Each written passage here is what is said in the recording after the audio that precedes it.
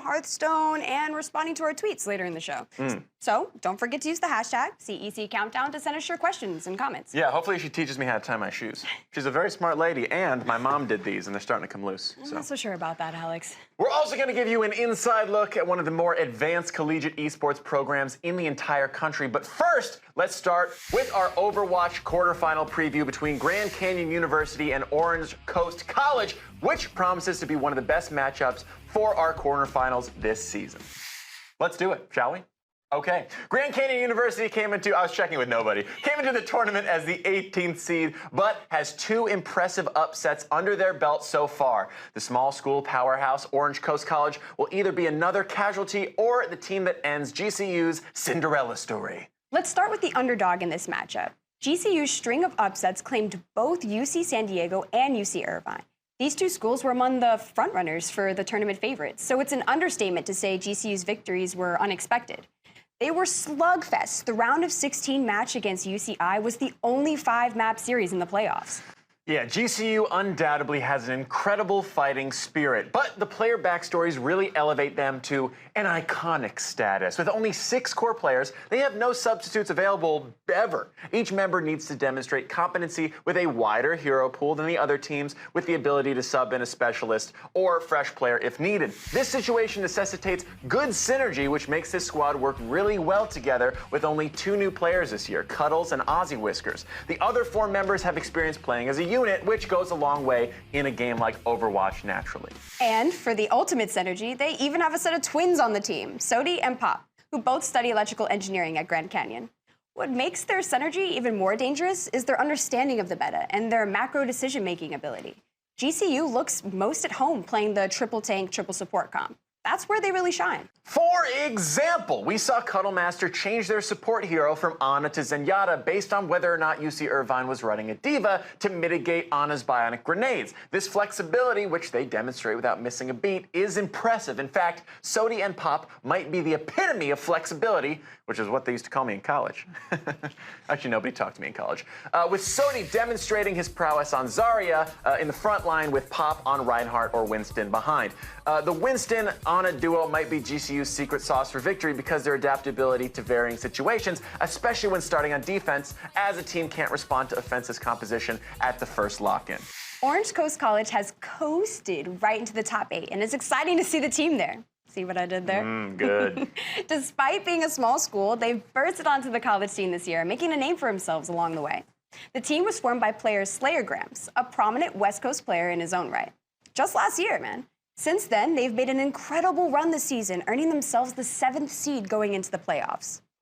Sorry, I'm still thinking about that coasted joke. Hilarious! Just got it. We've had a chance to see them play twice on stream so far in the playoffs, the only team in the 8 with this distinction, which, while enjoyable for the fans, does give the opposing teams more scouting information. They're stealing secrets from those games. OCC took out Miami University of Ohio in the round of 32, which means I can't make fun of that name for being confusing anymore. And Kennesaw State put up a good fight in the round of 16, but it wasn't enough to keep them in it. Slayer Gramps' extensive experience, backed up by the rest of the team's individual skill and dedication, makes OCC a formidable opponent. Really, Alex? You really gonna do me like that? Listen, I thought it was a good joke. I'm still laughing, see? I tried. Well, this team shines with DPS-heavy composition, such as 2 tank, 2 DPS, 2 support, often with Slayer Gramps on Tracer and Chicken on Genji. Sometimes they opt for a triple DPS with Euphoria added to the mix on Soldier or even Widowmaker. This high damage output effectively dismantles most of the 3-3 compositions they encounter. And support player Parjani is absolutely crucial for making this team work. As one of the only 2 women, 2 women in this season competing in the CEC, her mastery of positioning on the support role strikes a great balance between healing and boosting her teammates' damage output. These teams both bring a high skill level and excellent team dynamics. On paper, the heavy DPS compositions of Orange Coast are favored against a standard triple tank, triple support. However, Grand Canyon's signature version of a 3-3 chooses not to run Reinhardt and Zenyatta, instead opting for a Winston and Ana. If OCC chooses to not use D.Va as usual, Ana is a smart choice for GCU, as her bionades can neutralize much of OCC's healing capability, making their DPS players easier to pick off. OCC will likely avoid this, though, or adapt by putting either Slayer Grams or Euphoria on D.Va at some point, making this match anyone's game. Sorry, I'm still thinking about the word bionades. Sounds like a word we can't say, right? I think we could say it. Oh, well. Bionades. It's fun.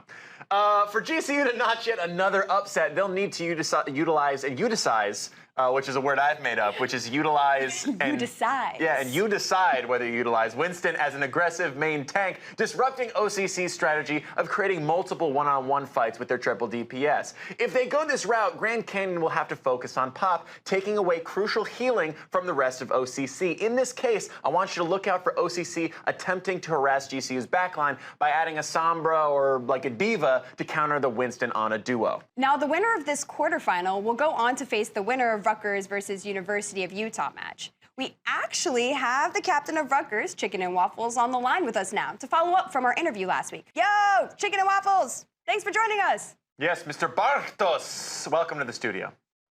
Okay, now, there's only 1 week left before the CEC lands, so you've got to be excited. What are you and the team doing to prepare for it?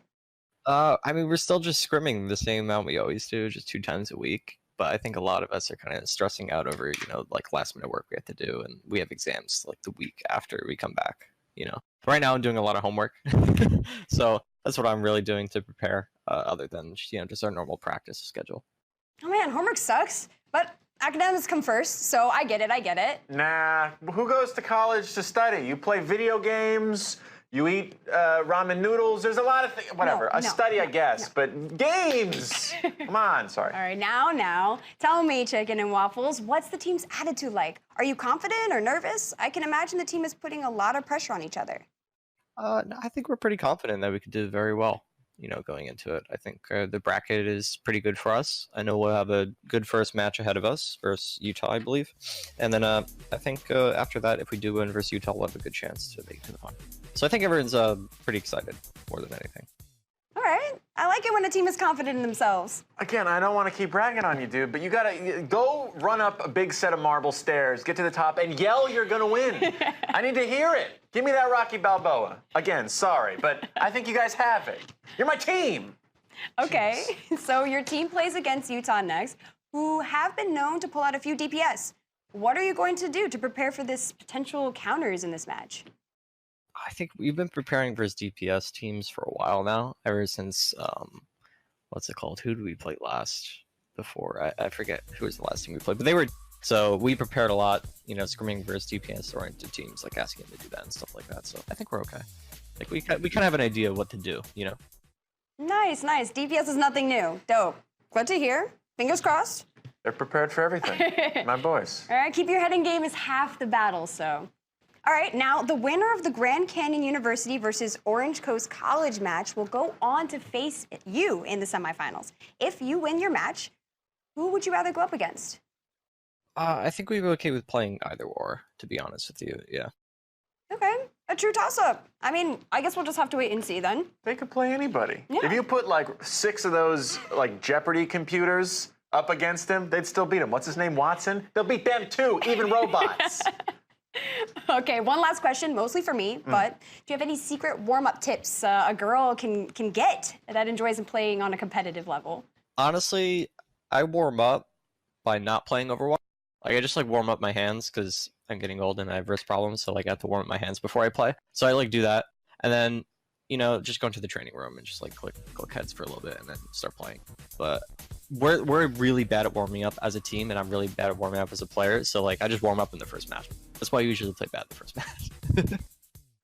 Don't play Overwatch. I like it. I like how he's just he's like every old guy in a sauna at the 24-hour fitness I go to who's like, my bones, I have to warm them up before. You're 20 years old. Relax. It gets worse. No, but it's important to warm up your hands. I'm starting to learn that now. You got to do things, but he's not old. Stop saying that. All right, and also I got to take your advice on getting that first throwaway match in. All right, that's good advice. Awesome. Well, thank you, Bartos. Wait, is that how you say your name? No, it's actually a shortened Polish last name, so it's just Bartos. But I've heard people pronounce it like that though, so you're not the first one. Oh, we are so sorry, Alex. You told me it was Bartos. I'm Polish. I really am. I am never That's listening. Not how I say it. I am never listening to you again. Never. Maybe it's Borstos. Well, thank you so much. You kicked some butt out there, man. Are you too? Thank you. All right, let's move on to the top 4 Street Fighter, which saw some changes this week. Namely, that Chabot is no mo. Moment of silence. That's long enough. You don't know how to do a moment of silence. You almost talked over my moment of silence. That's disrespectful. Chabot College has been disqualified from the tournament, and in their place will be Lambden College. The winner's bracket remains exactly the same, with New Jersey Institute of Technology taking on the University of Nevada, Las Vegas, which is how you say that. Is it? It's Las Vegas. Las Vegas. I know that one too. Both Bartos and Las Vegas. I'm a linguist, baby. Mm-hmm. In the winners finals match between NJIT and UNLV, New Jersey's Taiga could bring out any of his mains here, whether it's Akuma, Ryu, or even Kage. With these characters, there aren't many surprises, so whoever's up against him will have a more or less standard matchup. What's good for UNLV, though, is that these characters have moves that veteran Street Fighter players are expecting. So the pressure's on for Taiga to perform at a god-tier level to make it any further in the CEC. All right, now try to follow me here. Whoever loses the winner's finals match will go on to play that team that comes out of the loser's semifinal match. Now, in the loser's semifinal match, we have Sheridan versus Lambden. For Sheridan, Cocky plays Falk, and Nitro Flare has a mean Cammy, but it's really Rupee on Ed that's going to be the player to watch. Ed is a low-tier character that requires a lot of technical skill to master, so I'm mostly interested in seeing if Rupee can pull off these wins. With a top-tier fighter like Cammy in their team, Sheridan's going to be an interesting force to mess with. Now for Lambden, their Colleen main, Merritt Lang, could be what sets them apart. Because Colleen is a balanced fighter, her kit is so well-rounded that it can be really difficult to break a seasoned player who's comfortable using her. With speed on her side and moves that travel, she's excellent at space control. Having Merritt Lang on Colleen means you can bet on seeing some nice setups and game-changing punishes, followed up with a spicy few combos. Honestly, I'm just excited about the variety of fighters we're going to see, high and low tier. Yes. Well, hey, don't go anywhere because we have to go to a little break. But when we come back, we'll take a look at UC Berkeley's esports program and break down the other 3 CEC titles. In the meantime, don't forget to tweet using the hashtag CEC Countdown for a chance to be featured later on in the show. And who doesn't want to have that privilege? We also are going to head to a break, but before that, look at this Wombo combo, the Logitech Pro Gaming Mouse and the G933 headset, both of which are featured in this week's Tech Highlight. The Countdown will be right back. Put these babies on. Ooh. Okay. And if I just leave them on, nobody can take them away when I walk out. Perfect. The Pro Wireless Gaming Mouse is built to the exacting standards of some of the world's top esports professionals. Pro Wireless Gaming Mouse is built for extreme performance and includes the latest and most advanced technologies available. Featuring Lightspeed technology, Pro Wireless overcomes the limitations of latency and is also equipped with the latest version of the Hero sensor, the highest performing and most efficient gaming sensor. The Logitech G635 is a premium gaming headset with large 50mm Pro G drivers. LightSync RGB lighting is fully customizable and reacts to in-game action. For maximum immersion, TTS Headphone X 2.0 surround sound creates precise in-game positional awareness. Hear enemies sneaking up behind you and enjoy the full cinematic experience of your favorite games on your favorite Logitech devices. Want free Chipotle? Join Chipotle Rewards. Whether in the restaurant, ordering ahead, or getting it delivered, you can earn points towards free Chipotle. Join now.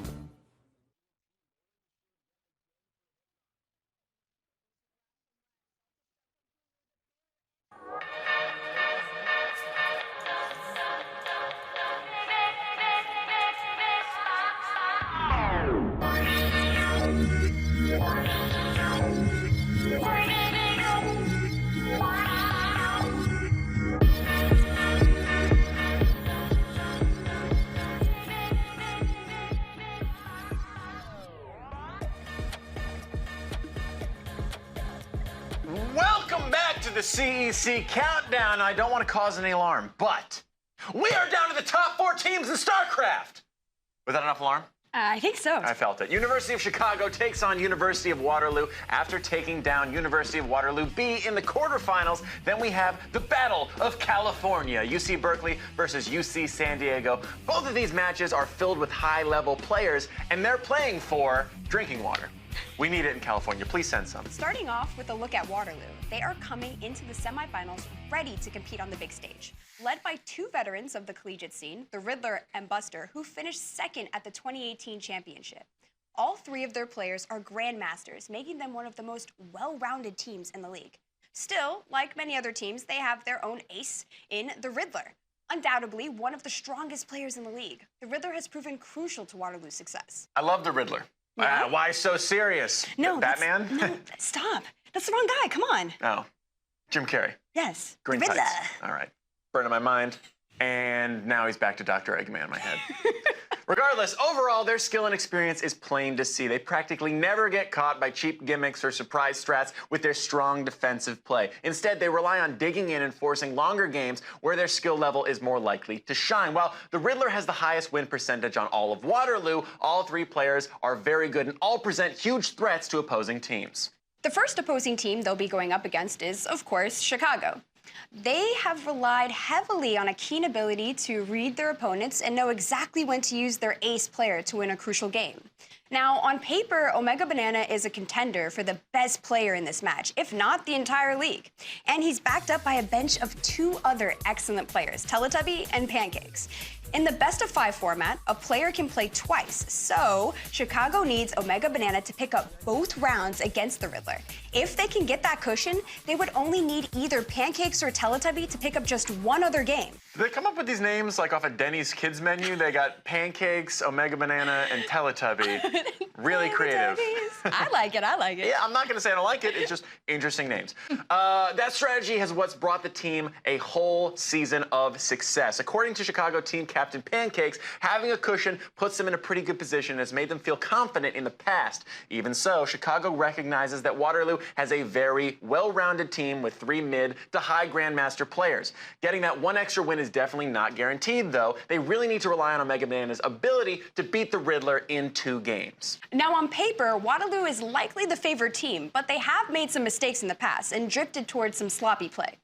Waterloo needs to tighten up their play, and they cannot afford to be overconfident going into this match. If Chicago can find ways to push Waterloo into bad positions and awkward timings, they could throw them off enough to swing games in their favor. But if Waterloo locks it down and can maintain fair, standard games, it will be an uphill battle for Chicago. This match could easily come down to a face-off between the Riddler and Omega Banana. Omega Banana needs to pick up 2 games for Chicago and give them that cushion we talked about earlier, and at least one of them will definitely have to face off against Waterloo's star player. So we're definitely in for an exciting match between a top dog and an absolute underdog. But it would be an absolute mistake to count Chicago out of this fight completely. Oh, yeah, Alex, so who let the dogs out? I've been asking myself that question for years, and I finally found out the answer. Okay, pray tell. Coolio. I mean, he's living in a spaniel's paradise. All right. Now. Our second semifinals match is between University of California, Berkeley and the University of California, San Diego. Throughout this season, Berkeley has demonstrated a mastery of the team brawl tournament format. To be consistently successful, you need more than just mechanical skill. You need a lot of prep and strategy. Not only will study and preparation help out these students' grades, it's also super important in the team brawl StarCraft. They won the 2018 tournament not only because of their solid play, but because of their diligence in studying the other teams in the league. Now, it's safe to say Berkeley knows their own abilities, strengths, and weaknesses and can quickly assess the opposing team. They're extremely good at playing to their strengths in each matchup and putting the right player out at the right time. Berkeley fields an extremely strong roster with intuition in the top 100, Rex required in the top 50, and Silky has been rank 1 on the North American ladder for a long time. You can't get better than that. Team captain Intuition places a lot of faith in his teammates, saying things like, Silky is so good that we can pretty much assume he will win all of his games, which puts him at 2 out of the 3 we need to win the series. Intuition and Rex Required are both extremely skilled in their own right and would only need to pick up 1 game between the 2 of them, which usually isn't a problem. In fact, Rex Required's ability to pick up his matches is one of the reasons we have picked him for our Logitech Golden Mouse Player of the Week. Take a look. I'm Jason Nguyen. I play StarCraft for Berkeley, and my name is Rex Required. I got really involved in the industry just at a really young age. I met a lot of people. I got to talk with people in Blizzard. I got to intern for just various organizations for high school, and I set up a lot of tournaments. But I kind of always felt that my passion was really in playing the game. First game I've watched, it was a pro game. Guy was blazing. It's like 500 actions every minute, non-stop throughout the entire game. His eyes never stopped moving, and I was just like, this is the game I want to play. It's a fast game, it's really tiresome on the wrist, so I really like to stretch at the start of every warm-up. And then when I get straight into the game, I'm like all out. non-stop, just like you're trying to be fast. It's a game where you have to be fast. It's brutal. It's a high skill cap. It's a high skill floor. There's a lot of fundamentals that just die out if you don't play the game at the moment. And I think just keeping that consistent rhythm, maybe like, not a ton, maybe 1-2 hours every day, but if you do it consistently, you will improve and you'll build up the fundamentals you need.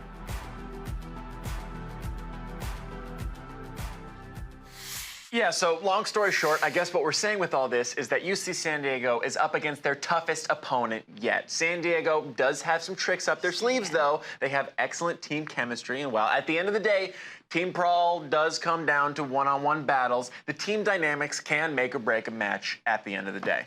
UCSD places a lot of emphasis on communication and information sharing, whether that's theory crafting or brainstorming builds to counter certain opponents.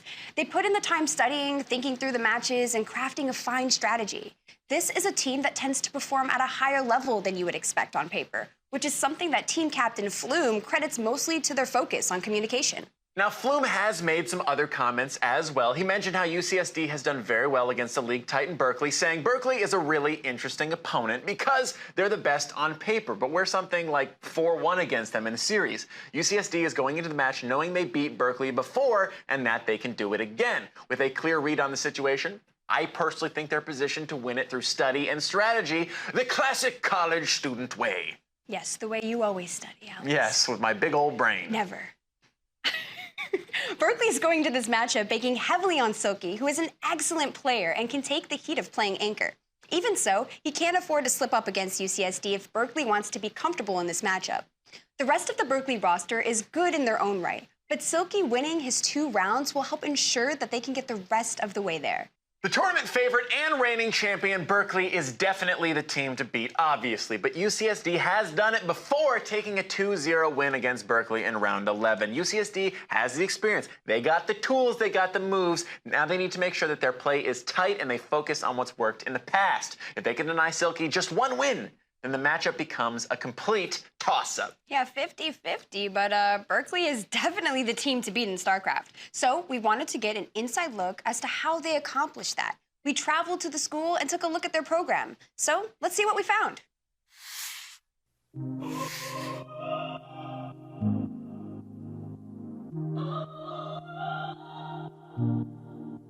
As esports skyrockets towards becoming the next billion-dollar industry, one major university, just off the San Francisco Bay, has completely embraced the phenomenon and sports one of the more successful collegiate esports programs in the entire country.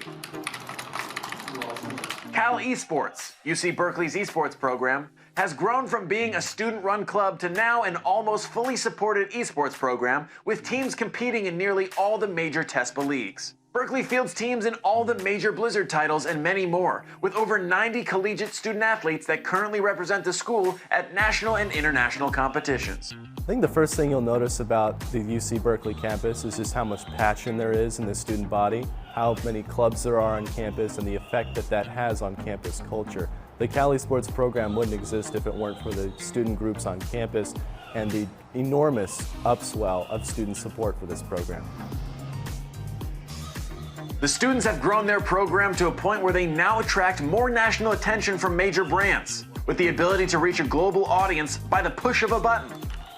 Plenty of leagues and tournaments pull more numbers than major televised events, so it's no surprise to see companies align themselves with programs as successful as the ones here at Berkeley. The result? 2019 could be the first billion-dollar year for esports, a market that will continue to attract brands across all industries. So a lot of this was actually launched with an event called Caltopia. So in 2017, we launched the Gaming Expo, which kind of set the stage for a lot of our partnerships. It helped put our esports community on the map and kind of show NVIDIA and a lot of our different corporate sponsors like, hey, there is a very active esports gaming community on campus and it's ready to be taken to the next level. We can see this growth already trickling down to the collegiate level, helping programs like the one at UC Berkeley and other schools as they continue to grow. I think it's amazing. It's, we're currently seeing a new phenomenon or a new culture really growing in front of our eyes. And I think, a good comparison would be the .com era where, it just took off, and that's kind of what esports is going through right now.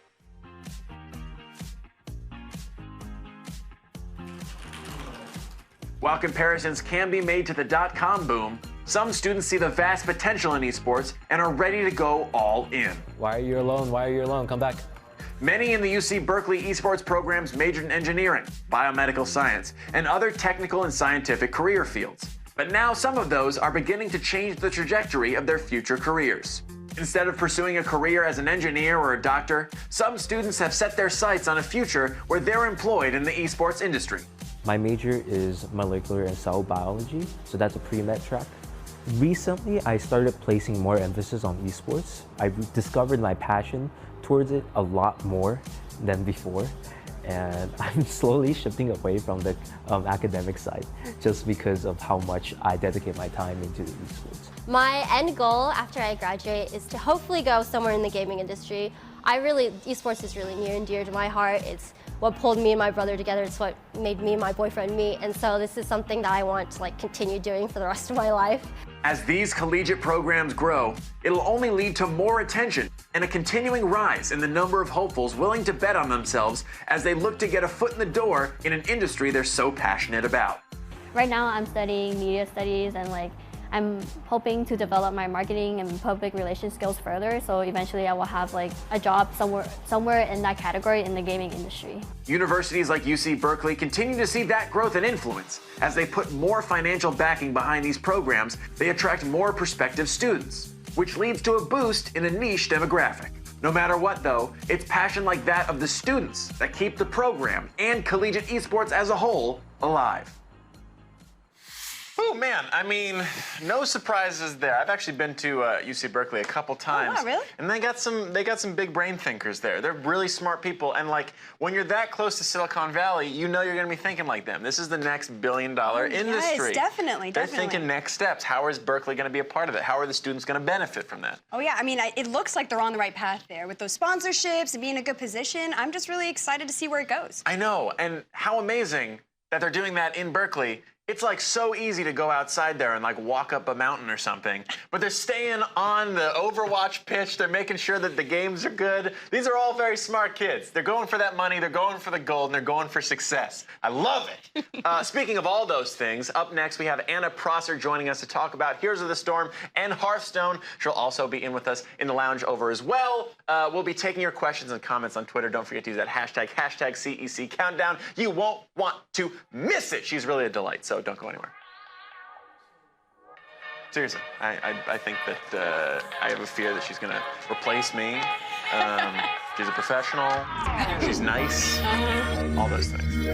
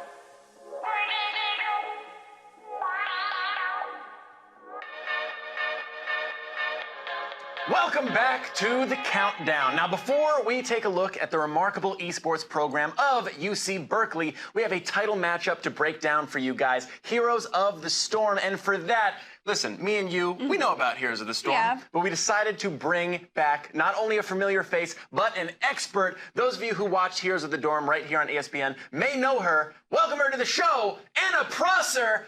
This is a hard question to start with. How's it going, Anna? There are so many things going, Alex, but the best one is being here with you. Oh, I'm really excited. Yeah, I came all the way glad. from the West Coast over to join you in Houston to talk about collegiate esports, and I'm stoked. I love talking college esports. I love it. Well, I'm glad you're here because it would have been really weird if you weren't. It'd be like, well, I hate talking about this.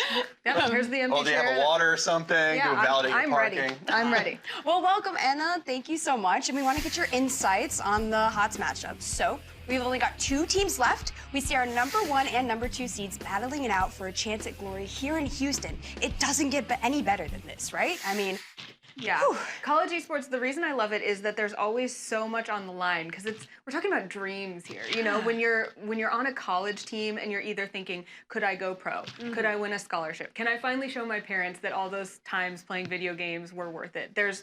There's so many stories on the line. That's why I really like watching college esports. It turns out that even if you appear on an ESPN show, you still don't convince your parents that playing all those video games was worth it. But I'm still maybe for working these on it. kids, Yeah. they'll have luck.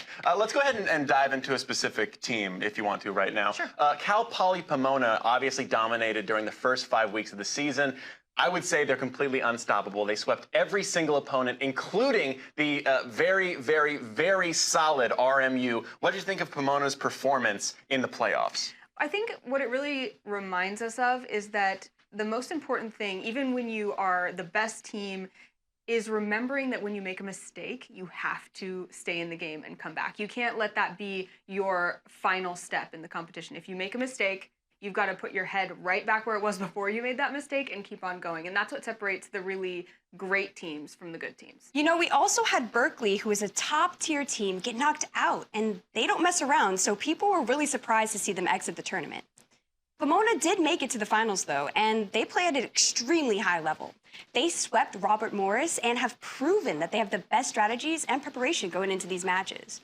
I love when you can see a team having studied. I love when you can see something they did where you can tell it's not just, oh, they're good at this game. It's, oh, they knew what to expect and they had studied their opponent. And it's especially cool to watch that in collegiate esports because they know how to study. That's what they're doing all the time when they're not playing video games. So I really love seeing those moments and being like, you must have studied. And for that reason, you are victorious.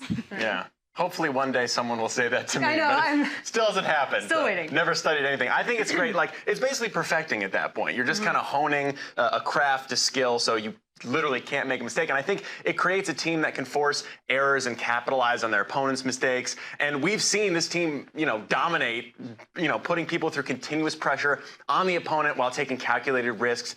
With a team that's this good, how do you counter a team that's perfect?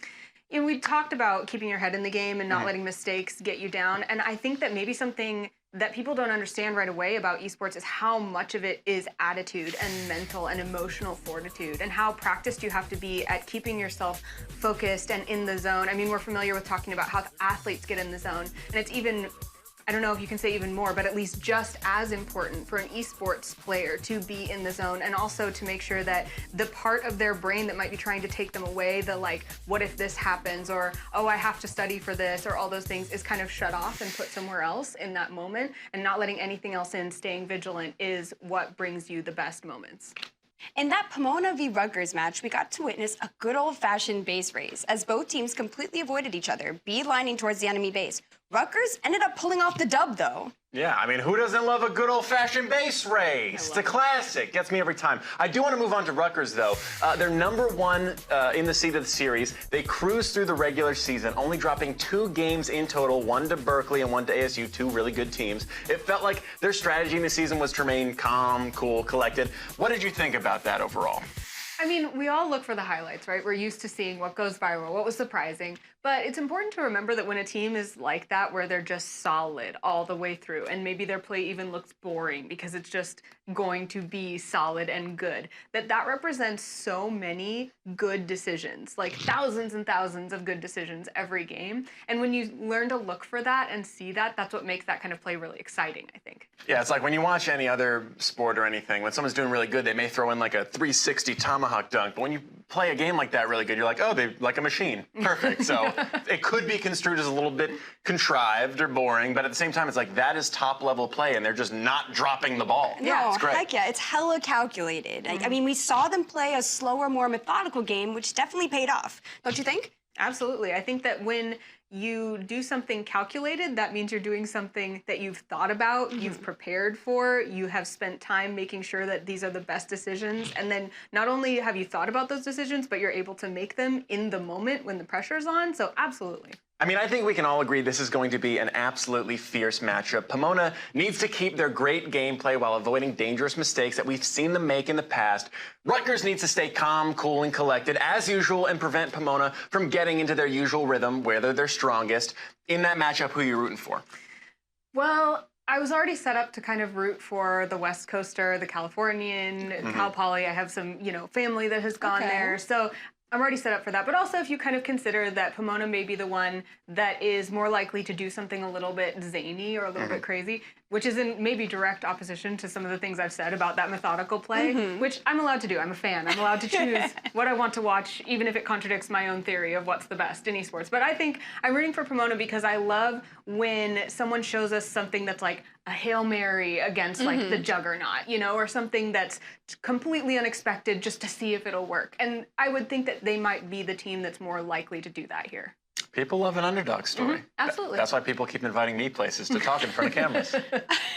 Now, I think it's fitting to have these two powerhouse teams with opposite play styles meet in the finals. I don't think you could ask for a better matchup. We've previewed the Rutgers program last week, and earlier in the show, we got a chance to look at UC Berkeley and their awesome StarCraft team. Here we have a further look into the rest of their esports program. Let's check it out. Cultures, subcultures, and even entire civilizations have struggled in areas relating to diversity, inclusion, and equality. And esports is no different. She got picked. Nice. The gaming and esports communities have certainly failed many groups who ultimately just want to enjoy the games they love in a welcoming environment, which is honestly not too much to ask for. My main game that I play is like Overwatch, so when I log on, everyone's like, oh, you have to be a Mercy main, or like girls only play support, or like you're very bad at the game.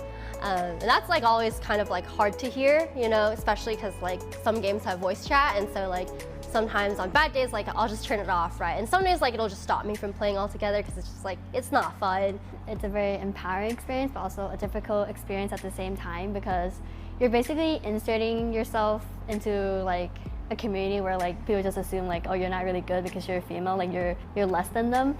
There are also a lot of very nice people. Like for every like toxic person that you meet, I would say like there's like 10 other good people that you engage with, and then that's like people who like, oh, like really appreciate like your presence there, and you get to have fun with them and connect with them.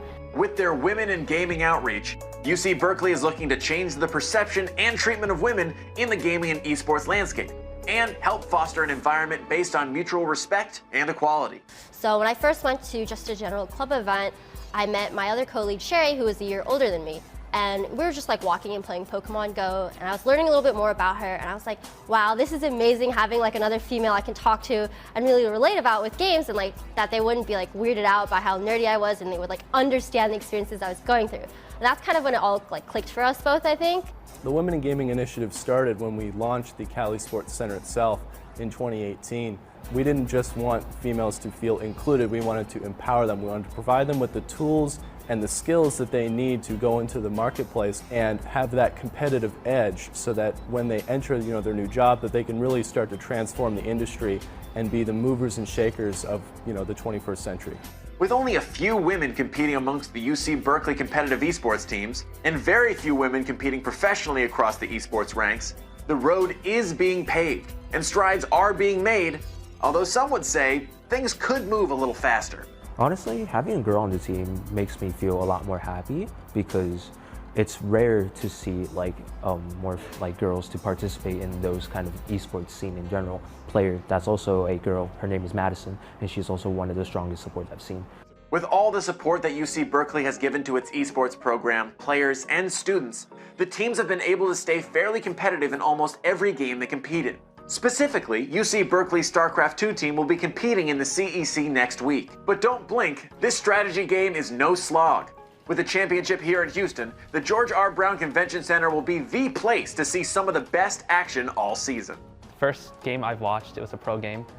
Guy was blazing. It's like 500 actions every minute, non-stop throughout the entire game. His eyes never stopped moving, and I was just like, this is the game I want to play. It's brutal. It's a high skill cap. It's a high skill floor. There's a lot you can learn. I think StarCraft is kind of like I don't know, it's kind of like a board game in some ways where you can't just pull it out of the box and play it. You have to read the rules. And in StarCraft case, it's maybe like watching pro games or watching some tutorials. Because StarCraft, if you just pull it out of the box and try to start playing it, you'll have no idea what you're doing. They want the win so bad. They've been working for months and months on end. Just like that, the perfect stall from Slurpee Thief. UC Berkeley are your Overwatch TESPA Collegiate Series Grand Champions.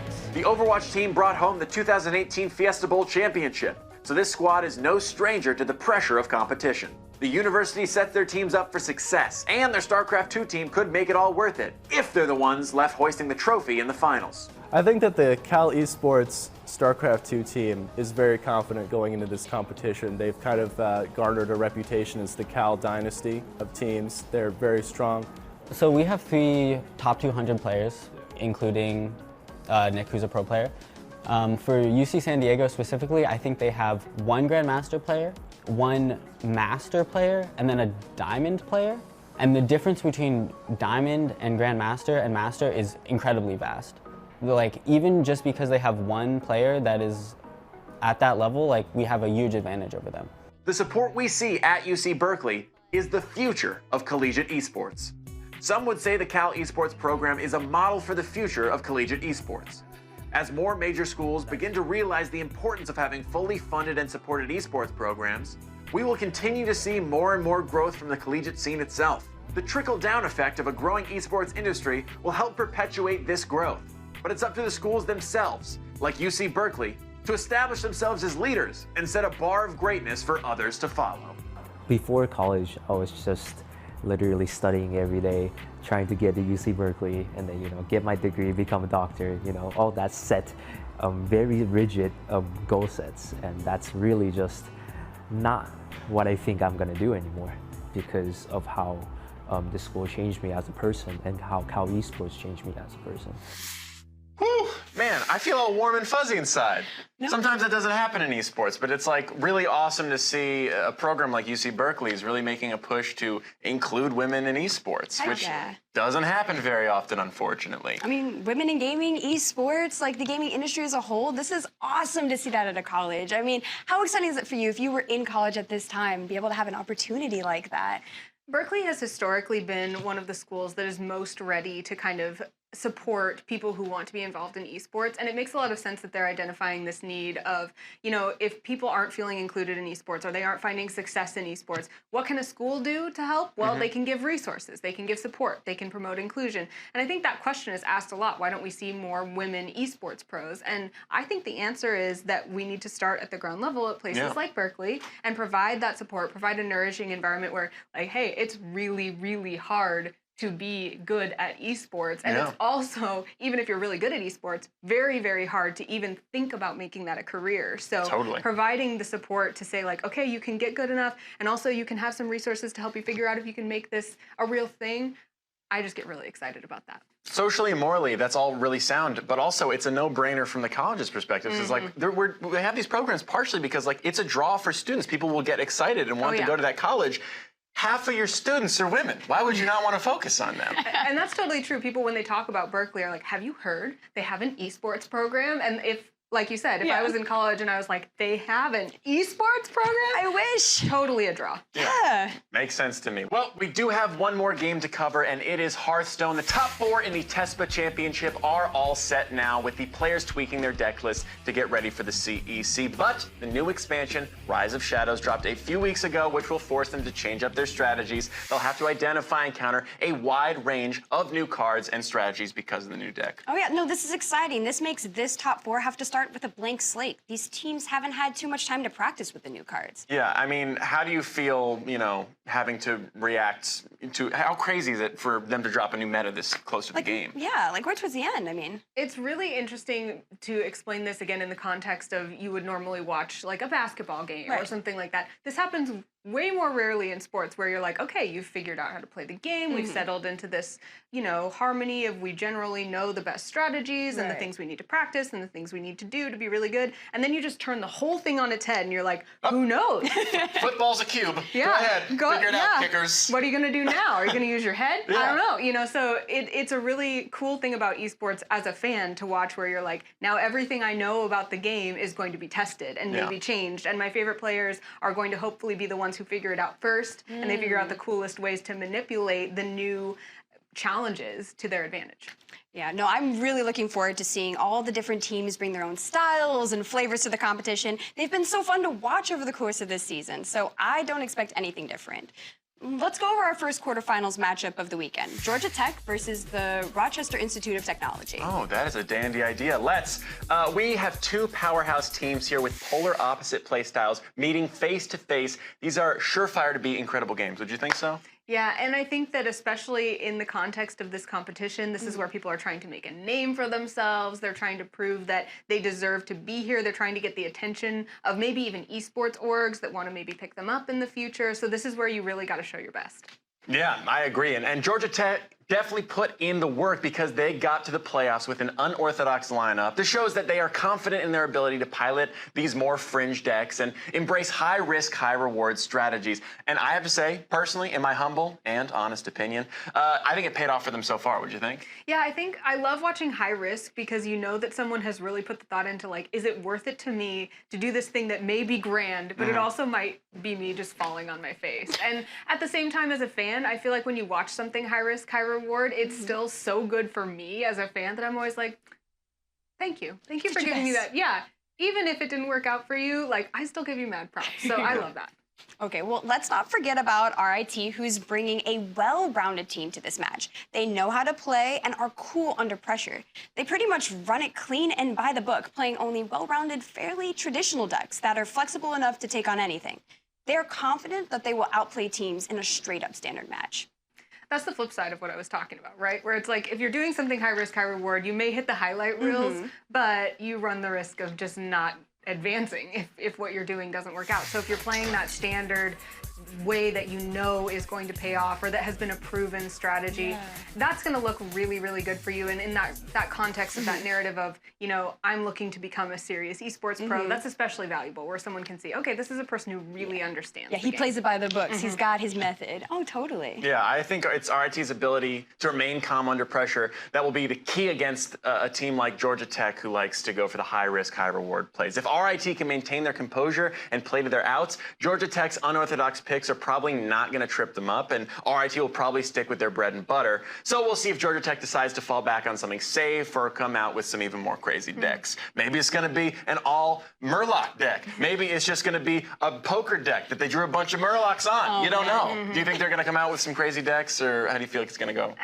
This one, in terms of my pick, is really tough because, like I keep saying, as a fan, I'm like, show me the all Murloc deck. Let me see what happens. Maybe it'll work because this sound. Yeah, you know, show me something nuts. But in this case, I have to say I think something like RIT is going to work. Something very standard, something where they have really put this through the ringer and they know that it's something that can come out on top. So that would be my prediction. Totally. Okay, well, we have one more semifinals matchup, and that is Oregon versus Minnesota.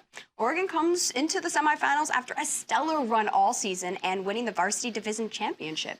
Throughout the season, we've seen Oregon always run a more aggressive deck. It definitely seems like that's their signature style. Whenever you say Oregon, I sit up a little straighter because Oregon is my home state. Oh, I did say it right? Yes. Okay, it's Oregon, not Oregon. I'm sorry, all of you have been misinformed. Yes. And Oregon is an 8-sided polygon. Don't listen to idiots. Octagon, but close. Oh, thank you. No, but so, and it actually works very well because I, as someone who generally is a very like tank, forward, aggressive kind of player myself, Oregon is doing that as well, so I can wholeheartedly root for them, and I probably would anyway because home team, right? Okay, all right. Yeah, so at this point in the season, in the semifinals, teams will have studied and are well aware that their opponents, of who the opponents are that they're going to play. So far, it hasn't been an issue for the Ducks. They've been able to play aggressive decks every time and still deal with every team they face, basically. Yeah, Oregon will be facing Minnesota, who, like RIT, tends to run more traditional, well-rounded decks. Minnesota really prioritizes their strategy before going into a match, though, studying up on their opponents and thinking of the best way to counter their strategies.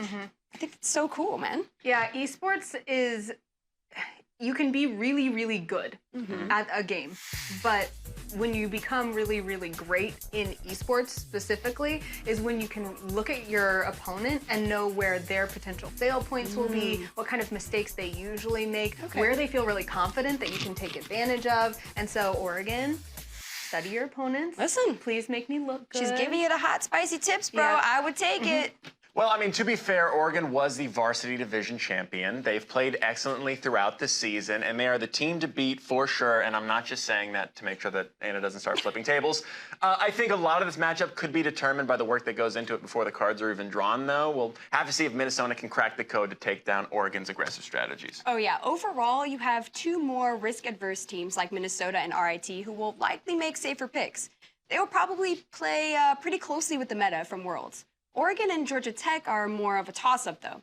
They're willing to play something riskier as a meta counter, which could really pay off. Or will the safe standard picks prove that consistency is the king? I think we're going to have to watch to find out, man. Yeah, either way, we are in for some incredible matches next weekend. We're about to go to a quick break, but before that, I got to ask for your top pick to win it all.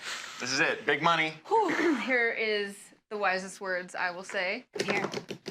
Don't sleep on Oregonians. Ooh. That's what I'm saying. Oregonians. Yep. You make it sound like an alien race. Don't sleep We on are the them. Oregonians. This is one of those words that you grow up with and you don't realize is weird until someone else calls you out on it on camera. Yeah. Oh, yeah. We're New Jerseyans. I tried to spell that once and my pen blew up. Texonians? Houstonians? Well, hey, don't go anywhere. I think it's definitely Texans. Don't go anywhere because we'll be with Texonians. We'll be right back as we head to the lounge to talk more college esports and respond to your comments on Twitter. Don't forget to use the hashtag CEC Countdown. We will see you over there. I get to sit in a better chair, so. Texonians, man. I thought I was hitting the nail on the head with that one. Yeah, you thought you were doing that. Everyone else was like, Clearly, I'm not from Texas. Want free Chipotle? Join Chipotle Rewards. Whether in the restaurant, ordering ahead, or getting it delivered, you can earn points towards free Chipotle. Join now.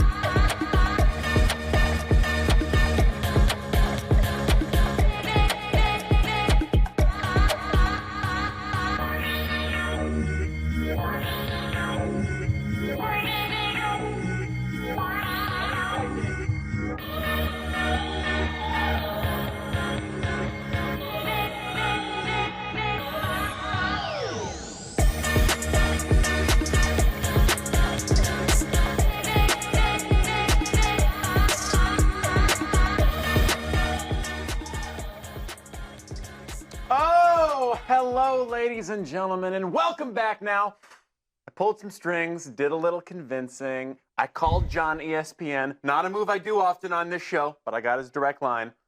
And I convinced Anna Prosser to stay here for the final stretch of the show, so Only because John. round of applause. Thank you. John ESPN. John ESPN. Yeah, it's only because he asked me. And that applause was for me, so I'm mad at everyone in the studio for not clapping for me. Now, we talked about Heroes of the Storm, Hearthstone, all business stuff at the desk, but here, we're at the lounge. We're just going to chill and talk esports. So can we get more chill? I don't know if we want to. Okay, 3, I'm already 2, 1.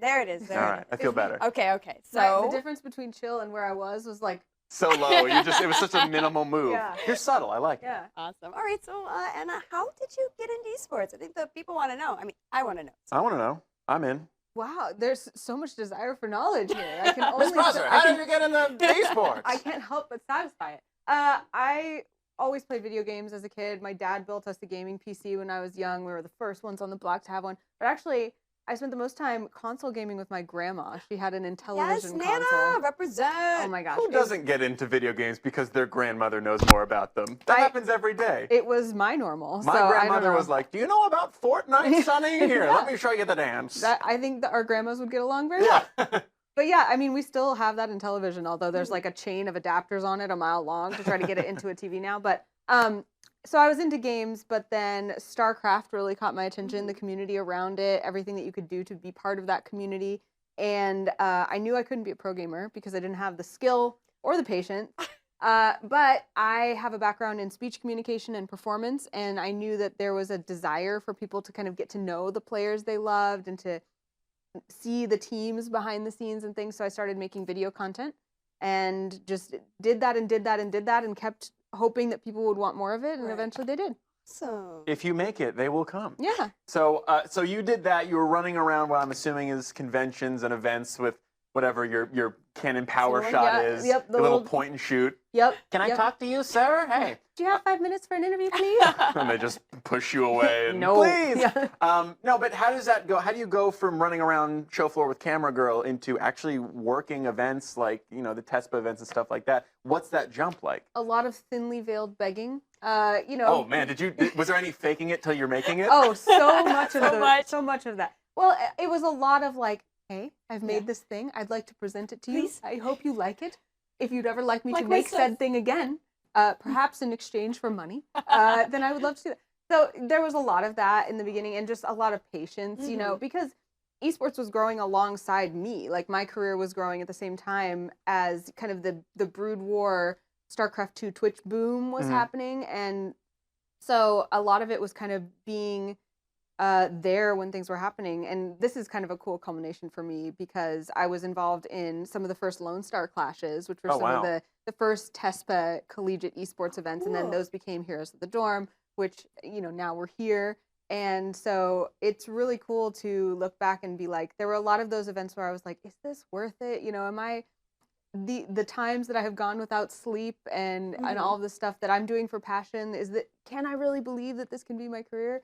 And it has become Well, yeah, that. you've done Yeah. this. I mean, okay. So I gotta ask, what made you do so much to like work with college esports? Like, what prompted you to do that? That's a really good question because I've done tons of different types of esports events, and I think that I would say collegiate is my favorite. Yeah.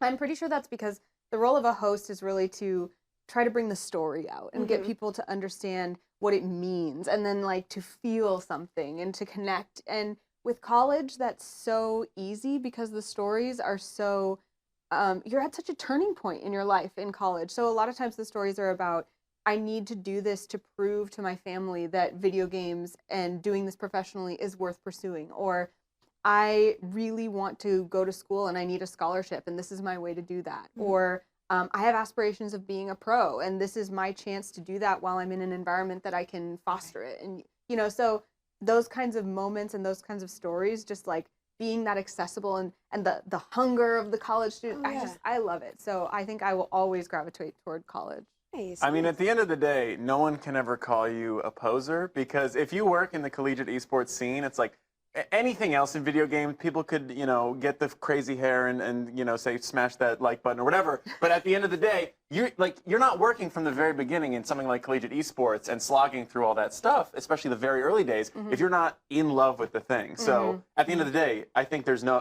other answer, but you did it out of love. Like there's money wasn't there in the beginning. I mean, TESPA something through great events. Pure but it's passion, like, pure it was passion. very modest prize pools and stuff, and now it's like, now it's real, and that must be really cool. I have a million follow-up questions, but unfortunately, I can't do that because we got to get to our Twitter questions. Now, you guys, the audience have been sending questions to us on Twitter, basically the entire run of this show, but this is the last week in the studio, so this is the last time we can ever answer questions. So I hope you guys got your tweets in. Yeah, no, this is the last time. So, you know, I hope nobody missed out. Let's get into it, man. Yeah, let's go ahead and dive right in. Our first first question, whatever, is from Beanie Zent, who said, our Overwatch and Heroes of the Storm teams got featured on the CEC Countdown. Big thank you to ESPN Esports for doing this and showcasing what we have to offer in terms of esports at Rutgers U, which, not a question. Right out the bat. No, it's Look, not. I'm normally very strict about this. If we ask for a question, we need to get a question Yeah. back. But that was real sweet. Yeah, that was was wholesome. awesome. Come warmed my on. heart. It was pandering to us, which I Yes, always that's appreciate. true. Didn't thank me. No, thank you. Thank you for having us. Like, Well, I should thank me personally because I've been rooting for Rutgers ever since I heard that they were in this, and I've been Relax. holding them up on a pedestal, and they slapped me in the forehead. They said, "I don't care, Alex." So the question is, Alex, is this tweet sufficient? I'll take it. I still want them to win. I'm Garden State. I want something to happen good to New Jersey. Please, we need something. All right. Well, we're going to go on to our next tweet. Here we have Zach84A asking, Anna, what's your favorite game title in the CEC? Oh, tough one. I hate it when people ask me my favorite games because Listen, if you don't want to pick one, it's totally fine. No, it's not. Lock the door. We have all night. It's so easy. I need categories, right? I need parameters because if it's like, what esport is the most special to you for your story? Then, of course, StarCraft 2, because that's where I come from. Like, that's my home. And I think, honestly, I like watching StarCraft the game the most. But if you're asking in the context of this tournament and what we're doing here, Heroes of the Storm has been my collegiate home. And there's been so many amazing stories that come out of that, especially because the structure of the game necessitates a certain kind of really cool teamwork and communication that works really well in the collegiate esports world. So that would be that. But then if you're like, okay, Anna, what do you want to sit down as a fan and be part of during the CEC? The fighting game community is so fun to just sit with and get hype with and go a girl off after with. my own heart, FGC. Come on. And I mean, I could do this all night in terms of. Well, I'm not gonna let you do that because I always ask, like, we always ask questions like this, and people are like, I can't. I'm just gonna say I love everything. But in doing that, you've actually, I'm gonna say, alienated people. The games you didn't pick more because you picked 3 favorites. You're like, well, everyone else. I have nothing to say about it. This is why I'm sorry. I love you too. Overwatch, I love the game. Just didn't make her top 3. That's all she's saying. Let's go ahead. Pitchfork me later. It's fine. It's fine. Nobody No, is the chat ever is gonna angry when kill you, playing man. Overwatch. Come on. I learned from playing solo queue. Nobody can be mad about Overwatch ever. Oh. Ever. It's never happened. Sick. Except when I play. Well, let's go on to our third tweet. It's from Alphabet Can, who asked, Anna, what was the most hype moment of Heroes of the Dorm? Oh my gosh. Heroes of the Dorm, contrary to me not liking to choose favorites, I will go out on a limb and say I think Heroes of the Dorm was at least one of my favorite esports events that I ever did. Oh, wow. Because me and Anna have worked together a lot, and I wasn't at that, so those were weird okay. you didn't pick one with me. No, but there was this moment, I don't know if I would call it necessarily hype, but I like to get in my feels. Yeah. Oh, okay. And so there was this moment at Heroes of the Dorm where ASU had just won, and one of the players, Shot, had been talking about how it was really important for his future to know whether he was going to even continue with school, because winning was going to give him a scholarship, and if it did, that would kind of determine what he was going to do next. And his family had talked about, needing help paying for his school and things like that. So he had won, and he was on stage, and I got to do the winner interview and be like, what is it that you have to say to your family right now? How are you feeling right now? I think we actually have some. Yeah, we have the clip. If we want to pull that up right now, we have the actual video of how it happened. And so I got to ask him, what do you want to say? And his mom was in the front row and, looking up at him with these tears in her eyes. And he got to say, Mom, don't worry. I've got college covered now. You don't have to pay. And right after this camera hit her in the oh my gosh, she was just like, screaming. And she got so involved in the esports community because look at him, he's on the floor. Yeah, he started crying and knelt down. And right after this, I ended up crying and kneeling down, holding him on the stage. And, it just... those moments that are real like that where we forget, oh, hey, we're on ESPN. Yeah. And we're just kind of like sitting here crying because a video game changed our life. That's what I'm in it for. You know what I mean? And how great that moment went that way that it was, way it went, because it could have so easily been like, Mom, I told you so. And then all the money drops on him and he starts doing the MC Hammer dance. Like, it could have gone either way, but he went heartfelt, and I like that. I know. And I'm still in touch with her on Twitter, and they made me a photo book Oh, of wow. the moment. They're awesome. Okay. Man. All right, I'm all in my bag, but let me get out for this this tweet here, right? B.Dav says, who asks if you were offered an esports scholarship to any school in the U.S., where would you take your skills to?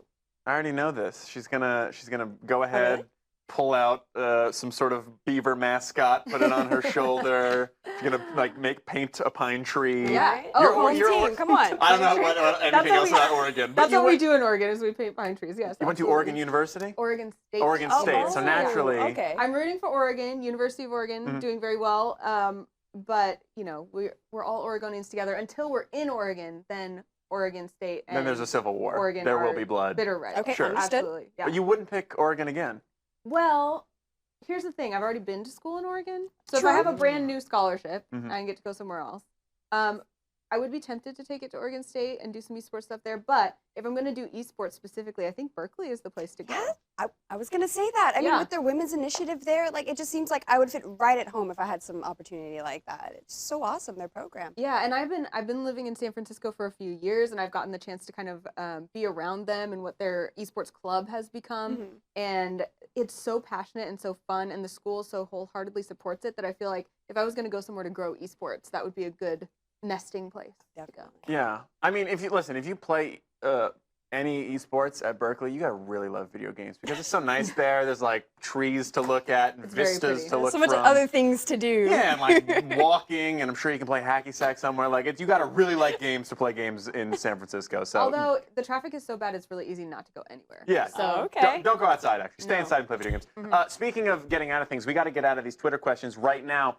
Because we have to end the show with a bang. This is our last show of the season. So let's go ahead and take a look at our top 10 plays, not of the week, no, but of the entire season. That's right. We're doing every single best play from the season. Let's get into it. These are the top 10, starting with Heroes of the Storm at number 10. We have Northeastern versus Durham from all the way back in week 2. It starts with a team fight over the mid-shrine where Thrall uses Earthquake to initiate. Northeastern disengages, that's a hard word, and waits for Durham to overcommit, which they did. Chaos Dude uses an Anub Arachne as a 3-man burrow and gets the play. And now at play number 9 is also Heroes of the Storm. It's here ASU moves to take a neutral objective as UNT swoops in and engages, but ASU isn't having it and retaliates. Now Zarya absorbs everything at them and claps back. They steal the fight here from ASU. That is a real comeback. Yoink!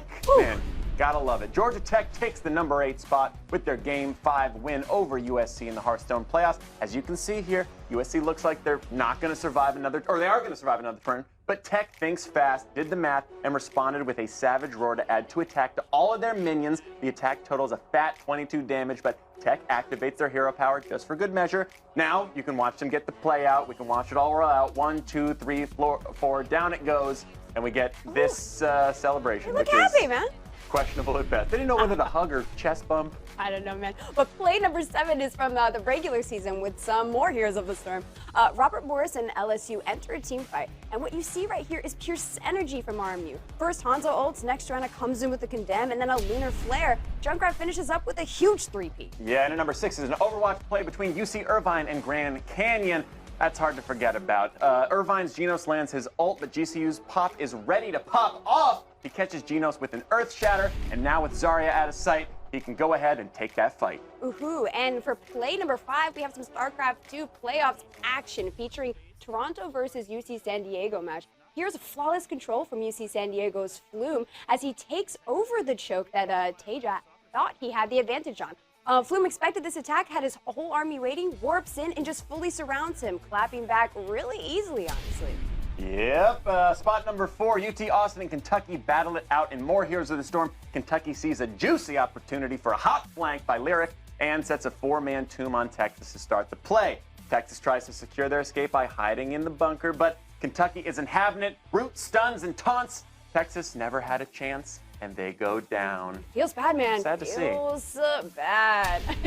Now, Overwatch comes in at number 3 with Rutgers versus NJIT playoff game. This is a stellar play by NJIT's Reinhardt player Kake, who lands a 3-man Earthshatter. With 2 healers down, the stage is set for a massive combo. Lucio boops Rutgers Ryan up and out of position. Now with no shield, the Diva Bomb just brings in the destruction. And in at number 2 is this Rutgers versus Pomona Heroes of the Storm match, as we saw from earlier in the show today. This is a classic base race. Keep an eye on the health bars at the top of the team's cores at the top of the screen. Rutgers has an advantage for this because of their mech plus an XP lead, which ultimately allows them to secure the dub and explode the base. Oof.